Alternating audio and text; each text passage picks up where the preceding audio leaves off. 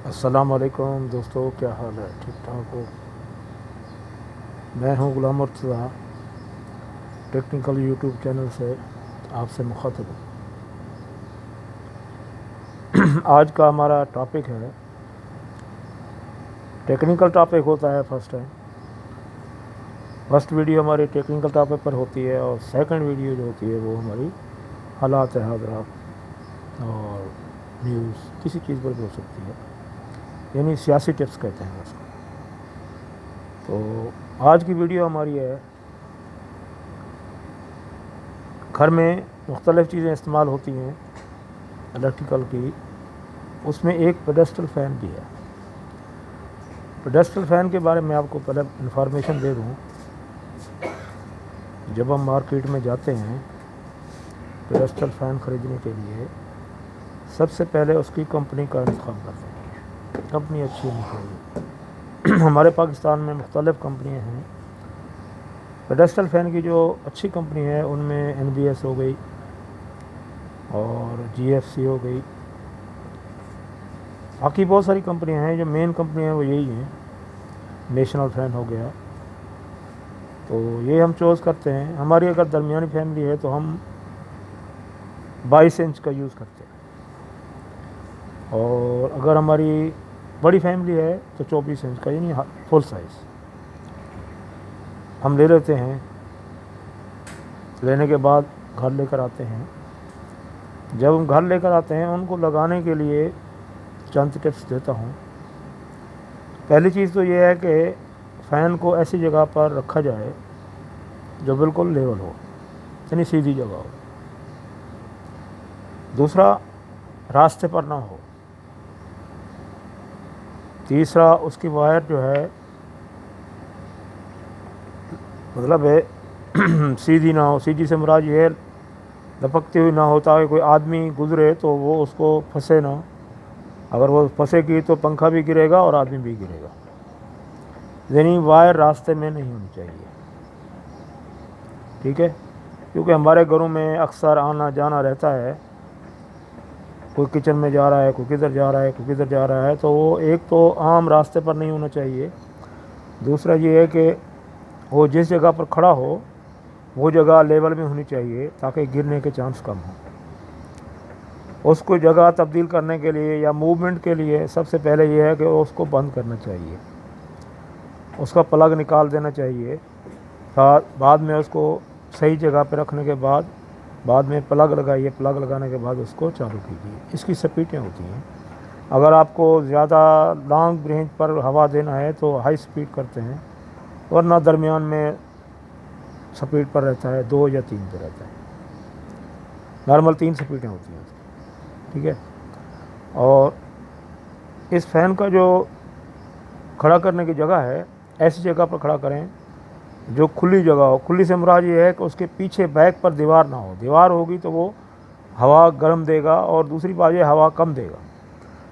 वो ऐसी जगह पर खड़ा करें जिसके पीछे खुली जगह हो, ताकि वो पीछे से हवा खींच के आपको दे, ठीक है?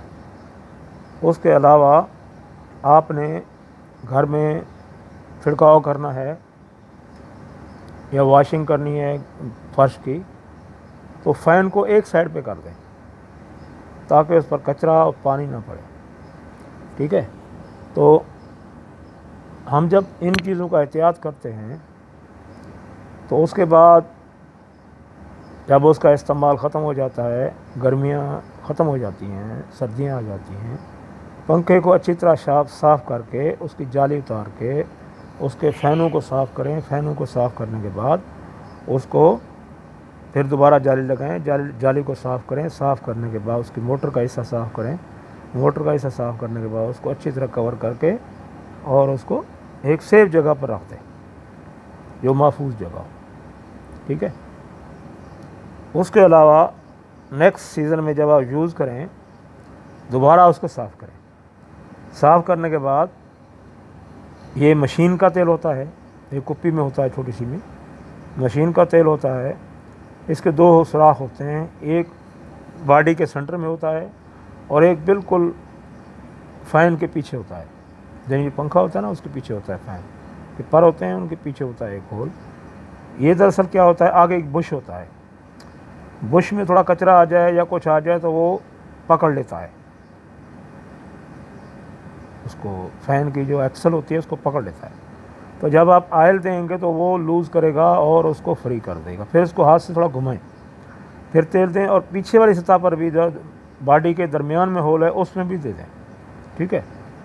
तो पीछे जो बैरिंग होता है उसको थोड़ा तेल मिल जाएगा तो वो भी थोड़ा रवा हो जाएगा, ठीक है।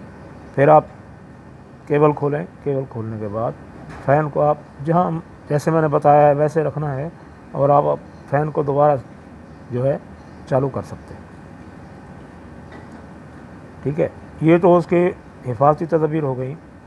अब उसकी टेक्निकल जो चीज़ें मैं बता रहा हूँ आपको, ये हमारे फ़ैन आपने देखा होगा, अक्सर हम फ़ैन जब लगाते हैं जब तक उसको हिलाएं नहीं या हाथ से थप्पड़ ना मारें तो वो चलते नहीं हैं। उसकी रीज़न क्या है? उसकी रीज़न यही है कि आप उसको बराबर तेल नहीं दे रहे, जिसकी वजह से वो बुश जो है वो अपना शाफ्ट को पकड़ लेता है, और जब आप उसे थप्पड़ मारते हैं या हिलाते हैं तो वो आस्ता आस्ता चलता है। दूसरा उसका ये होता है कि उसके अंदर कैपेसिटर होता है, वो कैपेसिटर कमज़ोर हो जाता है, उस कैपेसिटर को आप खुद चेंज कर सकते हैं, ठीक है। इसकी बॉडी के दो हिस्से होते हैं, मोटर की बॉडी के दो हिस्से होते हैं, एक पीछे वाला हिस्सा होता है और एक आगे वाला हिस्सा होता है। इसमें सिर्फ 2 या 3 स्क्रू लगे होते हैं, वो आप खोलें। खोलने के बाद आप बॉडी के पिछले हिस्से पर देखेंगे तो आपको एक कैपेसिटर नज़र आएगा, सेल टाइप कैपेसिटर होता है इसका, सेल टाइप कैपेसिटर नज़र आएगा। आप उसको खोलिए और निशानी लगाइए कौन सी जगह पर कौन सी वायर लगी हुई है, कौन सी जगह पर कौन सी वायर लगी हुई है।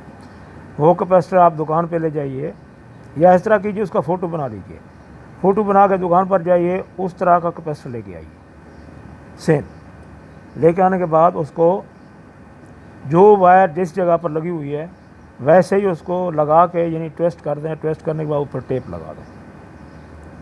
टेप ना लगाएं तो एक स्लीव होती है, ठीक है, वो स्लीव लेकर आएँ, छोटे छोटे पीस काटें उनके, वो वायर के अंदर डाल दें। जब वायर ट्विस्ट करके उसके अंदर लगाएं तो वो स्लीव ऊपर चढ़ा दें। ये उसकी हिफाजत है ताकि आपकी जो केबल है वो टच ना हो, ठीक है। अभी बंद ना करें, थोड़ा फ़ैन को चलाएं।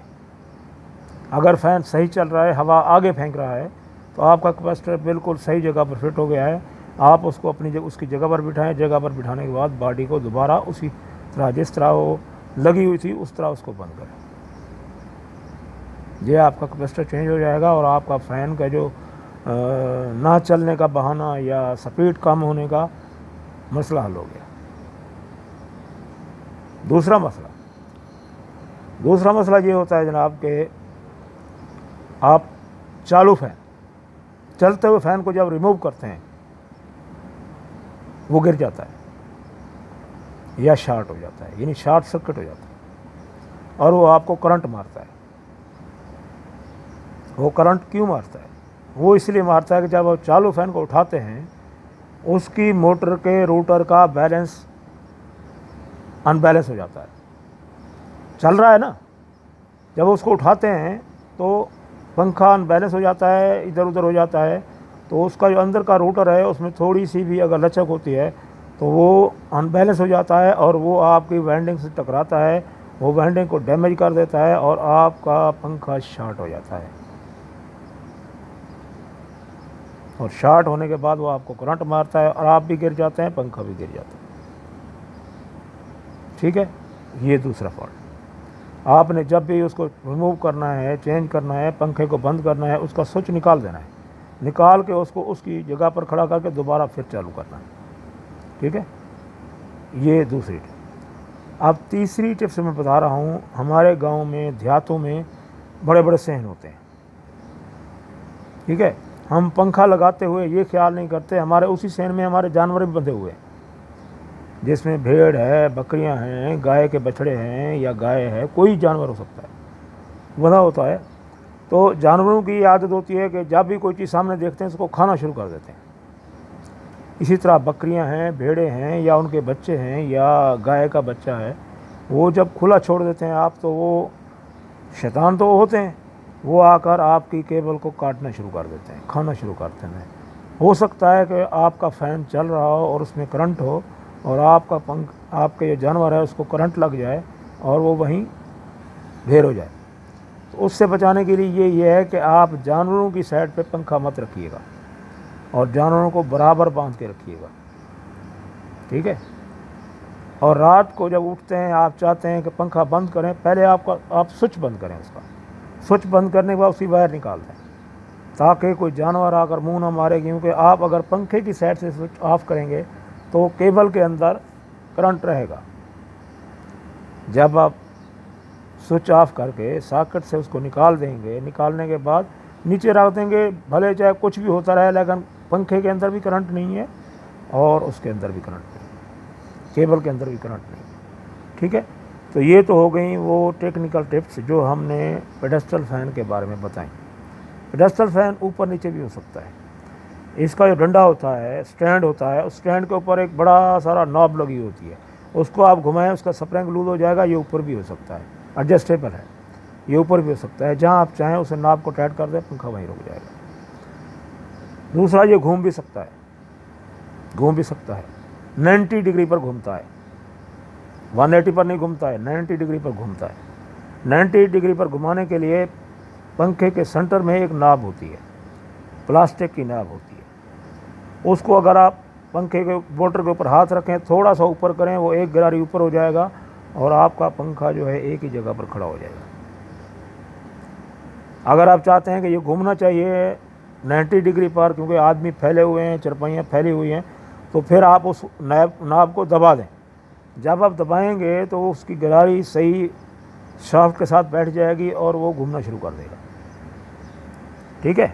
और उसको आप जिस साइड पर ले जाना चाहें वो आराम से उसको ले जा सकते हैं, ठीक है। बच्चों को कंट्रोल करें, वो उसके अंदर उंगलियां ना दें, कपड़ा ना दें या कोई लकड़ी वगैरह ना दबाएं। बच्चों को ये चीज़ समझा दें, ठीक है। बाकी आप ख़ुद ख्याल रखें। ये जो टिप्स हैं मेरी इलेक्ट्रिकल टिप्स घर वालों के लिए हैं, जो घर में ख़वातीन हैं, बच्चे हैं, माएँ हैं, हमारी बहनें हैं, हमारी बहुएँ हैं, उनके लिए है। क्योंकि वो घर में काम करती हैं और वो अनजाने में ऐसा कोई फेल कर देती हैं जिससे पंखे को भी नुकसान होता है, आपका भी नुकसान होता है। आपका नुकसान ये होता है, पंखा एक बार गिर जाए तो वो दोबारा बराबर नहीं आता है, बराबर उस तरह नहीं बन सकता है जिस तरह पहले था।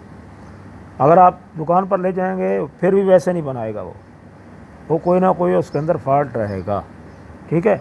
आप अपनी एशिया को डैमेज होने से बचाइए, क्योंकि ये पेडेस्टल फ़ैन है, ये कभी भी गिर सकता है, कभी भी शॉर्ट हो सकता है और कभी भी इसकी वायर कट सकती है। तो इन 3 चीज़ों से आपको बचाना है, ठीक है। ये हो गई हमारी टेक्निकल टिप्स। अभी हमारा चैनल लाइक कीजिए, सब्सक्राइब कीजिए, शेयर कीजिए।